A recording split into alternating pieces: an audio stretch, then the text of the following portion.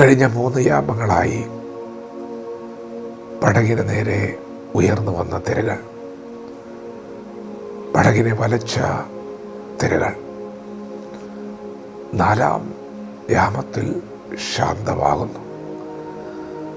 ശിഷ്യന്മാർ സഞ്ചരിച്ച പടകിലേക്ക് യേശു കടലിൽ കൂടെ നടന്നു വരികയാണ്. യേശു വന്നപ്പോൾ എല്ലാ തിരകളും ശാന്തമായി, കാറ്റടങ്ങി. യേശു വന്നാൽ മതി. നിങ്ങളുടെ ഹൃദയത്തിലേക്ക് യേശു വന്നാൽ, നിങ്ങളുടെ ജീവിതത്തിലേക്ക് യേശു വന്നാൽ, ഇന്ന് നിങ്ങളെ വിഴുങ്ങുവാൻ ധിക്കാരം കാട്ടുന്ന തിരകളൊക്കെ ശാന്തമാകും. യേശു വന്നാൽ മതി. എന്താണ് ഇന്ന് പകൽ നിങ്ങളെ തളർത്തുന്നത്? എന്താണ് ഇന്ന് പകൽ നിങ്ങളെ ഉലയ്ക്കുന്നത്? നിങ്ങൾ വലയുകയാണോ? യേശുവിനെ വിളിക്ക്. യേശു വരും. യേശു വരും. തന്നെ വിളിച്ചപേക്ഷിക്കുന്നവർക്കും, സത്യമായി തന്നെ വിളിച്ചപേക്ഷിക്കുന്നവർക്ക് അവൻ സമീപസ്ഥനായ ദൈവം. നാം വിളിച്ചപേക്ഷിക്കുമ്പോഴൊക്കെയും നമ്മുടെ അരികത്തിറങ്ങി വരുന്ന ഇങ്ങനെ ഒരു ദൈവമുണ്ട്. ഇറങ്ങി വരും, അടുത്തു വരും. യേശുവിനെ വിളിച്ചാൽ മതി, വലിയ ശാന്തതയുണ്ടാകും.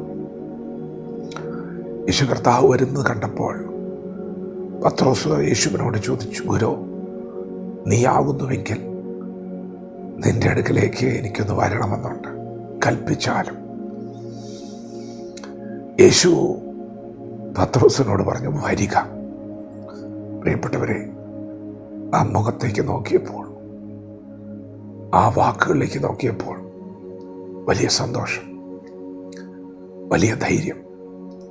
കണ്ണെടുക്കാതെ അവൻ കാലെടുത്ത് വെച്ചത് കടലിലേക്കാണ്. തൊട്ടു മുൻപ് വരെ തന്നെ വിഴുങ്ങുവാൻ ധിക്കാരം കാട്ടിയ തിരകൾ അടങ്ങുകയാണ്. എവിടേക്കാണ് പത്രോസ് നീ കാലെടുത്ത് വയ്ക്കുന്നത്? നിന്നെ വിഴുങ്ങുവാൻ ഈ കടലിന് ആഴമുണ്ടെന്ന്, നിന്നെ വിഴുങ്ങുവാൻ, നിന്നെ തകർക്കുവാൻ ഈ നടുക്കടലിന് ശക്തിയുണ്ടെന്ന് നീ അറിയുന്നില്ലേ? എന്നിട്ടും എന്താ നിനക്ക് ഭയമില്ലാത്തത്? അല്പം മുൻപ് വരെ നീ ഭയപ്പെട്ടതല്ലേ? നിന്റെ പ്രതീക്ഷകളെല്ലാം അസ്തമിച്ചതല്ലേ? ഇപ്പോൾ എന്താ നിനക്കൊരു ധൈര്യം? പ്രിയപ്പെട്ടവരെ, അവൻ യേശുവിൻ്റെ മുഖത്തേക്കാണ് നോക്കുന്നത്. നിങ്ങൾ യേശുവിൻ്റെ മുഖത്തേക്ക് നോക്കിയാൽ നിങ്ങളുടെ മുഖം പ്രകാശിതമാകും. നിരാശകൾ മാറും, ഭയം മാറും, അസാധാരണമായ ധൈര്യം വ്യാപരിക്കും. നിങ്ങൾ ലജ്ജിച്ചു പോകുവാൻ ദൈവം സമ്മതിക്കില്ല. അവൻ കാലെടുത്ത് വെച്ചത് തൊട്ടു മുൻപ് വരെ അവനെ തകർക്കാൻ ഉയർന്നു വന്ന തിരകളുടെ മുകളിലാണ്.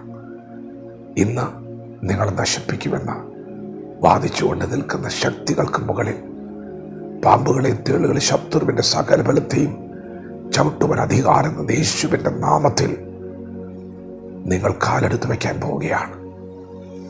യേശുവിൻ്റെ മുഖത്തേക്ക് നോക്കുക. യേശുവിൻ്റെ വാക്കിന് ചുവടുകൾ വയ്ക്കുക. അസാധാരണമായ ഒരു ധൈര്യം, ഒരു ദൈവകൃപ വ്യാപരിക്കുന്നു. വചനത്തോട് പ്രതികരിക്കാം. ദൈവം നമ്മെ ഓരോരുത്തരെയും പകൽ അനുഗ്രഹിക്കുമാറാകട്ടെ. ആമേൻ.